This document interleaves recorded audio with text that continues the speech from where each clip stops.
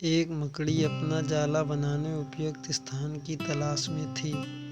वह चाहती थी कि उसका जाला ऐसे स्थान पर हो जहाँ ढेर सारे कीड़े मकोड़े और मक्खियाँ आकर फंसें। इस तरह वह मज़े से खाते पीते और आराम करते अपना जीवन बिताना चाहती थी। उसे एक घर के कमरे का कोना पसंद आ गया और वह वहाँ जाला बनाने की तैयारी करने लगी। उसने जाला बनाना शुरू भी किया था कि वहाँ से गुजर रही एक बिल्ली उसे देख जोर जोर से हंसने लगी। मकड़ी ने जब बिल्ली से उसके हंसने का कारण पूछा तो बिल्ली बोली, मैं तुम्हारी बेवकूफ़ी पर हंस रही हूँ। तुम्हें दिखाई नहीं पड़ता कि ये स्थान कितना साफ सुथरा है। यहाँ ना तो कीड़े मकोड़े हैं ना ही मक्खियाँ। तुम्हारे जाले में कौन फंसेगा।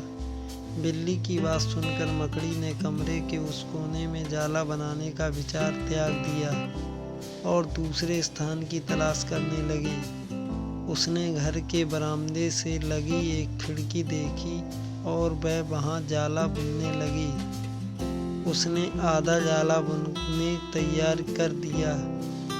तभी एक चिड़िया वहाँ आई और उसका मजाक उड़ाने लगी।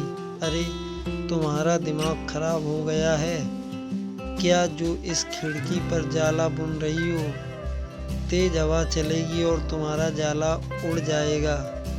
मकड़ी को चिड़िया की बात सही लगी। उसने तुरंत खिड़की पर जाला बुनना बंद कर दिया और दूसरा स्थान ढूंढने लगी। ढूंढते ढूंढते उसकी नज़र एक पुरानी अलमारी पर पड़ी। उस अलमारी का दरवाज़ा थोड़ा खुला हुआ था।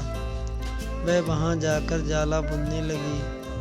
तभी एक काकरोच वहाँ पर आया और उसे देते हुए बोला, इस स्थान पर जाला बनाना व्यर्थ है।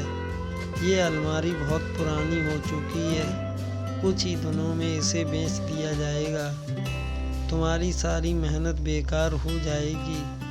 मकड़ी ने काकरोच की समझाइश मान ली और अलमारी में जाला बनाना बंद कर दिया।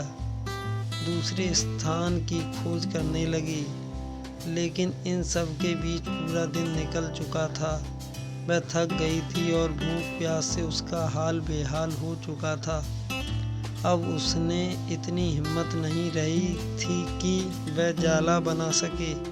थक हार कर वह एक स्थान पर बैठ गई। वहीं एक चींटी भी बैठी हुई थी। थकी हारी मकड़ी को देखकर चींटी बोली, मैं तुम्हें सुबह से देख रही। तुम जाला बुनना शुरू करती हो और दूसरों की बातों में आकर उसे अधूरा छोड़ देती हो। जो दूसरों की बातों में आता है उसका तुम्हारे जैसा ही हाल होता है।